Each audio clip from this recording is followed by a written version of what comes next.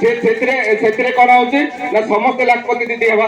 ମୁଁ କହିବି ମିନିମମ୍ ସେତିକି, ମୁଁ କହୁଛି 10 ଲାख।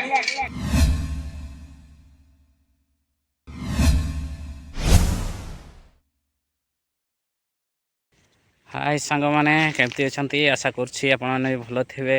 ଆମେ ବି ଭଲ ଅଛୁ। ତ ବହୁତ ଦିନ ପରେ ଆପଣଙ୍କ ସାଙ୍ଗରେ କଥା ହେବା ପାଇଁ ଟ୍ରାଏ କରୁଛୁ। ତ ନିହାତି ସପୋର୍ଟ କରିବେ ଆଉ ଭିଡ଼ିଓ ମାଧ୍ୟମରେ, ଏଇ ବ୍ଲଗ୍ ମାଧ୍ୟମରେ।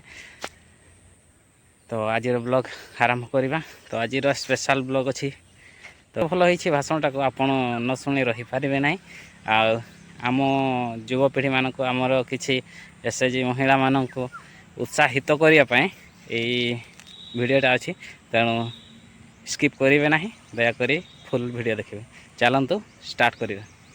କୁକୁକୁ ନେଇକି ଯାଏ ମୋ ରୁମରେ ରୋଷେଇ ହେବ, ମାନେ ତାକୁ ଇଏ କରେ, ସାରକୁ ହେଲା। ଆମେ 6 ମାସ କଲୁ, ତାପରେ ତାଙ୍କ ମ୍ୟାଡାମ ଶିଖିଲା ପରେ ତାଙ୍କୁ ଆମେ ଯେତିକି ଦିନ ଆମେ ରହିଲୁ ସେତିକି ଆମେ ଦଉ, ବୁଝିଲ ନା।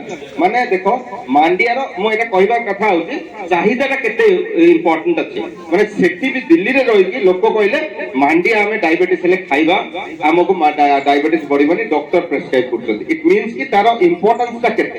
ଆମେ କଣ କହିବୁ, ଫାର୍ଷ୍ଟରେ ଆମେ ଭାବୁଥିଲୁ ମାଣ୍ଡିଆ ଖାଇକି, ଆମେ ଯୋଉ ସ୍କୁଲରେ ପଢୁ ସେ ସ୍କୁଲରେ ଆମେ ଛୋଟ ଛୋଟ ଥିଲୁ, ପଚାରନ୍ତି କଣ ଖାଇକି ଆସିଛୁ, ମାନେ ଯିଏ ଖାଇବ ଭାତ ଡାଲି ଭଜା କହିବ ସିଏ ପୁରା ମାନେ ଉନ୍ନତ ଘରର ଛୁଆ ଥିବ, ହେଲା, ଉନ୍ନତ ଘରର ଛୁଆ ଥିବ।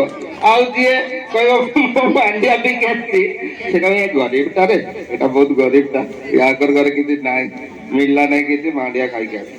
କିନ୍ତୁ ଆକ୍ଚୁଆଲି ସେଇଟା ପ୍ରୋଟିନର, ଆମର ମାନେ ଯୋଉ ଲାଇଫ ସାଇନ୍ସରେ ରିସର୍ଚ୍ଚ କରୁଛନ୍ତି ସେମାନେ ଦେଖିଲେ କି ମାଣ୍ଡିଆ ଯୋଉ ଅଛି ସେ ମାଣ୍ଡିଆରେ ବହୁତ ପ୍ରକାର ଯେମିତି କ୍ୟାଲସିୟମ, ପ୍ରୋଟିନ, ଫାଇବର, ସବୁ ପ୍ରକାର ଜିନିଷ ଭରପୁର ରହିଛି। ଓକେ, ଆଚ୍ଛା, ସାଉଥ ଓଡ଼ିଶାରେ ବହୁତ ଗରିବ ଲୋକ ଅଛନ୍ତି, ବହୁତ ଗରିବ ଲୋକ ଅଛନ୍ତି। କିନ୍ତୁ ଆମେ ସେଠି ଆପଣ ଦେଖିବେ ରାୟଗଡ଼ା, କୋରାପୁଟ, ମାଲକାନଗିରି ଏଇ ଏରିଆରେ ନାହିଁ, ସେପଟେ ଏରିଆରେ ତାଙ୍କର ଡେଲି ଫୁଡ ହଉଛି ମାଣ୍ଡିଆ ଯାଉ ପିଇବେ। ଆଉ ସମସ୍ତଙ୍କର ହାତ ଗୋଡ ପୁରା ମାନେ ବଳିଷ୍ଠ, ଏମିତି ମୁହଁରେ ଏମିତି ପଶି ଯାଇନଥିବ, ପୁରା ବଳିଷ୍ଠ। କାହିଁକି ତାଙ୍କର କିଛି ନାହିଁ, ମାଣ୍ଡିଆ ଖାଇକି ଯିବେ, ସେଟା ତ କମରେ ମିଳେ, ଆଉ ମାଣ୍ଡିଆ ଖାଇକି ଯିବେ, ପୁରା ପୁରା ମାନେ ବଢିଆ ବଢିଆ ଥିବ। ଇଭେନ ବି କିଛି ସେପଟର ଲୋକ ଅଫିସର୍ସ ଅଛନ୍ତି, ନେତା ଅଛନ୍ତି, ମାନେ ବହୁତ ଇଏ ଅଛନ୍ତି, ସେମାନେ ଏବେ ପର୍ଯ୍ୟନ୍ତ ମଧ୍ୟ ତାଙ୍କ ଘରେ ମାଣ୍ଡିଆ ଯାଉ ହୁଏ, ଖାଇ। ଆମ ଯୋଉ ଏଇ ମିଲେଟ୍ ମିଶନ ଯିଏ କରିଛନ୍ତି ଆମର ଡକ୍ଟର ଅରବିନ୍ଦ ପାଢୀ, ସେ ହେଉଛନ୍ତି IAS, ସିଏ ନିଜେ ନବରଙ୍ଗପୁରର ଘର ତାଙ୍କର।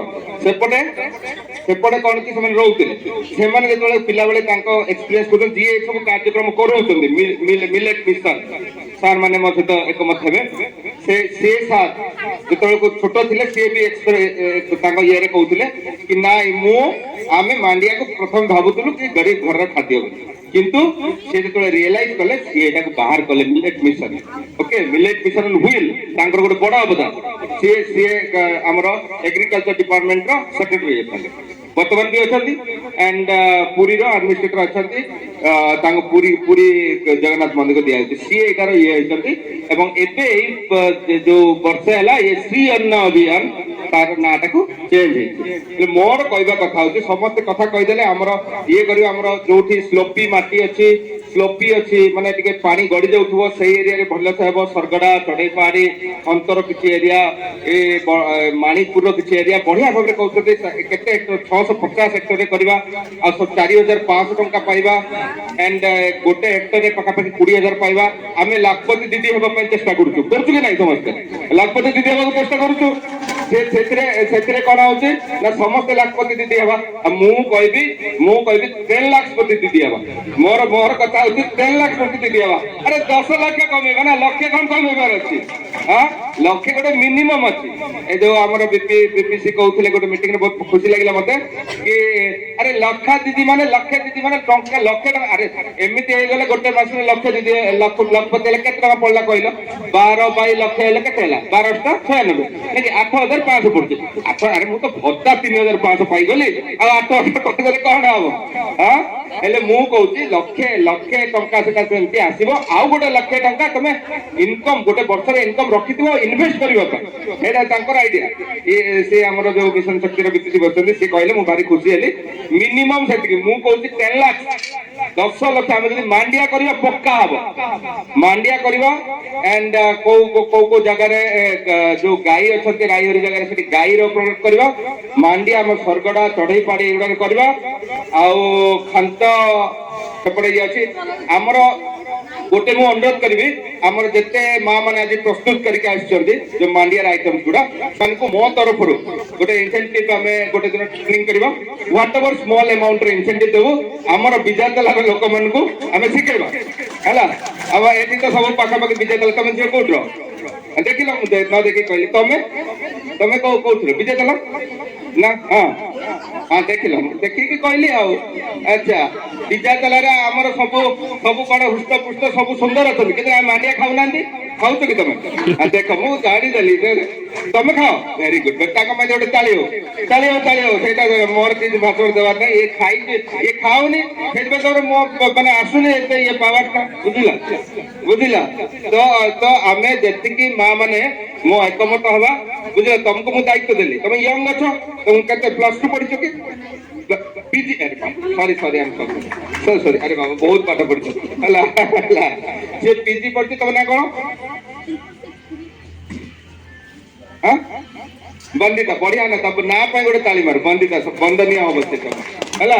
ବନ୍ଦିତା ବସ, ବନ୍ଦିତା ଆମର ଲିଡରସିପ ନବ ହେଲା। ସିଏ ସବୁ ଆମର ଯେତିକି ଇଏ ଅଛି ସମସ୍ତେ ଆମର ଯୋଉ ତାଙ୍କୁ ଟ୍ରେନିଂ ଦେବା, ଗୋଟେ ଇନସେଣ୍ଟିଭ କରିବା।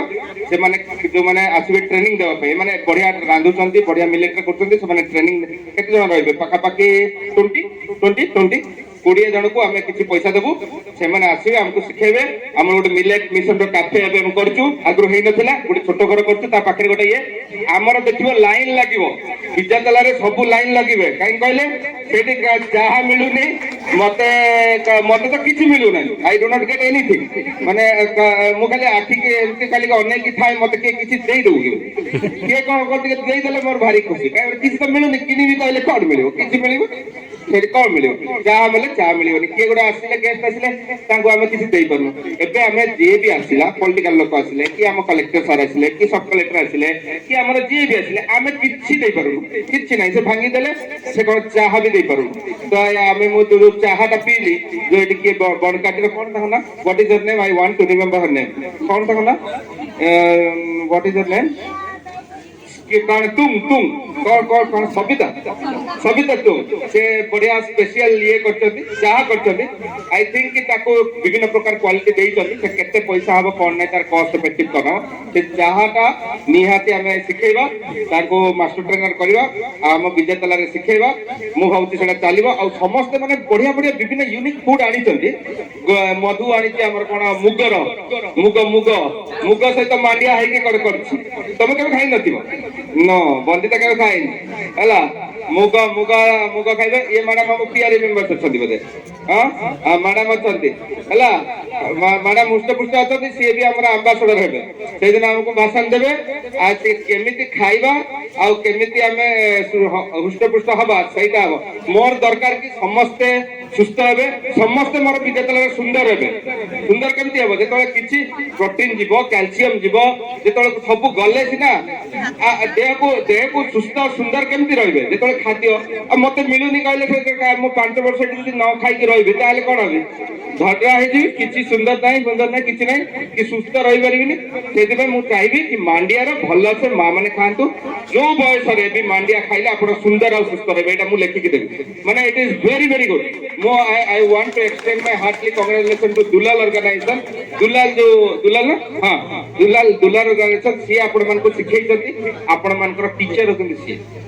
ଟିଚର ଯୋଉ ପିଲାକୁ ଅ ପଢେଇବେ, ଅ ପଢ, ତାପରେ ଆଉ ଗୋଟେ ଗାଁ ହେଲେ ଆଉ ଗୋଟେ ଗାଁ ହେଲେ ଆ ପଢେଇବେ ସେଇଟା ସେ କରିଛନ୍ତି ମାଣ୍ଡିଆର ସେ ହଉଛନ୍ତି ଟିଚର ଆମ ପାଇଁ ମୁଁ ଭୁଲ କହିଦେଲି ଆଇ ଏମ୍ ନଟ୍ ରଙ୍ଗ ନା ହଁ ସେ ତମକୁ କେମିତି ଜାଗା ଜମିରେ ଚାଷ କରିବ କିଏ ତ ଆଗ ସାର୍ ଯୋଉ କହୁଥିଲେ ଆମେ କେହି ପ୍ରସ୍ତୁତ ହଉନଥିଲୁ କରୁନଥିଲୁ ସେଇଟା ହେଇଥିବ ଆଇ ଏମ୍ 100% ସିଓର ଦ୍ୟାଟ୍ କି ତମମାନେ ମାଣ୍ଡିଆ କକୁ ନାକ ଟେକିବେ ଫାଷ୍ଟ ଯେତେବେଳେ କହିଯାଇଥିବ ନା ମାଣ୍ଡିଆ ଗୋଟେ କଣ ସାର୍ଙ୍କୁ ତ କିଛି କହିହବନି କିନ୍ତୁ ସାର୍ଙ୍କୁ କଣ କହିବୁ ସେ ମାଣ୍ଡିଆ କଣ ଥିବ କଣ ନାହିଁ କହୁଥିବେ ତାପରେ ଧୀରେ ଧୀରେ ଯେତେବେଳେ ଆରମ୍ଭ ହେଇଥିବ ଦେଖିବ ମାଣ୍ଡିଆ ଯଦି ପିଇବେ ନା ମା ମାନେ ମୁଁ କହୁଛି 80 ବର୍ଷ ଜାଗାରେ ଯଦି 100 ବର୍ଷ ନ ବଞ୍ଚିବେ ମତେ କହିବେ ଆମ ଜୀବନରେ ମାଣ୍ଡିଆକୁ ୟୁଜ କରିବା ଆଉ ଆମେ ଖାଇକି ଯିବା ଆଉ ଶିଖିକି ଯୋଉମାନେ ଆମକୁ ଗୁରୁ ଆମର ଯୋଉ ଟିଚର ଅଛନ୍ତି ଏସବୁ ଆଗରେ ବସିଛନ୍ତି ମୁଁ ଚାହିଁବି ଏ ପ୍ରାଙ୍ଗଣରେ ଯେତେ ଆମ ଷ୍ଟାଫ ଆସୁଛନ୍ତି ଆମର ବ୍ଲକ ରୁ ଷ୍ଟାଫ ଆଣ୍ଡ ଆମର ଯୋଉ ବ୍ଲକ ଅଫିସରେ ଆମ ଶିପକ ପଳେଇ ଯାଉଛି ଏ ଶିପକ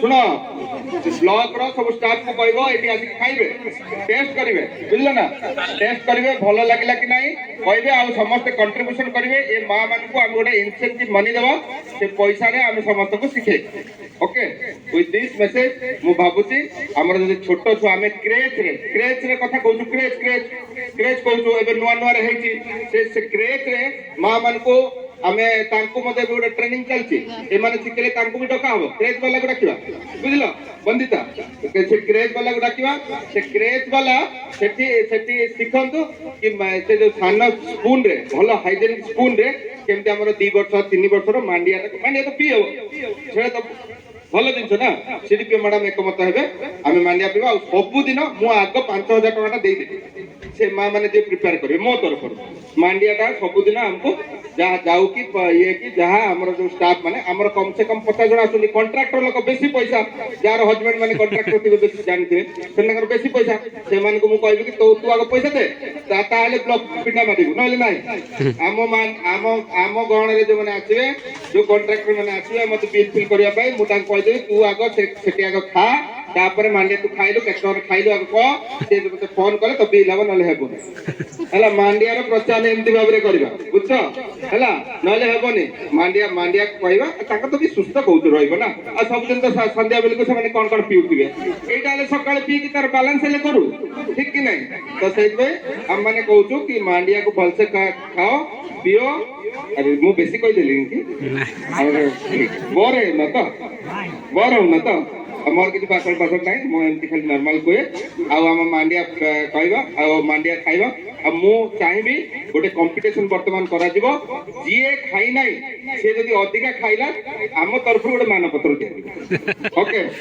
ଯିଏ ଖାଇବ ଟିକେ ଅଧିକା ଆମ ତରଫରୁ ଟିକେ ମାନପତ୍ର ମୋର ଗୋଟେ ମାନପତ୍ର ଦେଇଦେବ ହେଲା ତାକୁ ଆମେ ଗୋଟେ ମାନପତ୍ର ଦେଇଦେବୁ ଯିଏ ଖାଇନି ଖାଇକି ଆଉ ସମସ୍ତେ ସୁସ୍ଥ ରହିବା ସୁନ୍ଦର ରହିବା ଆଉ ଆମ ବିଜାତଲା ପଞ୍ଚାୟତ ସମିତିର ଯେତେ ପଞ୍ଚାୟତ ଅଛନ୍ତି ଯୋଉମାନେ ଜାଣିନାହାନ୍ତି ଆମେ ଟ୍ରାଏ କରିବା ତାଙ୍କୁ ଶିଖେଇବା ଆଉ ଯୋଉମାନେ ଖାଇନାହାନ୍ତି ତାଙ୍କୁ ଖିଲେଇବା ଆଉ ସମସ୍ତେ ମାଣ୍ଡିଆକୁ ଜୟଗାନ କରିବା ଓକେ ମାଣ୍ଡିଆ ପାଇଁ ଆମର ଗୋଟେ ଏମିତି ଲେଡି କଣ ତାଙ୍କ ନାମ ମୁଁ ଭୁଲିଗଲି କୋରାପୁଟ ମାଲକାନଗିରି ଆଡରୁ ଗୋଟେ ପୁରା ୱାର୍ଲଡ ରେ ଯୋଉ ଚାଲୁଥିଲା UN ରେ ପ୍ରାଇଜ ପାଇଲେ ହଁ ମାଣ୍ଡିଆ ଦିଦି କଣ ତାଙ୍କ ନାମ ସୁଭାଷୀ ମହନ୍ତ अरे आमर जोशीपुर एपटे जोशीपुर देखो आमर पाखरे रही जोशीपुर कौन है मांडिया मांडिया माँ हो गले आमे मांडिया खाईनी एपर्यंत हाँ हाँ से दया करके समस्ते खातु आम सहित मिसी खाइबा विथ दिस मेसेज मु आपण मान को समस्त को धन्यवाद देबी समस्त एते पेशेंस सहित मते मोर तो किछि भाषण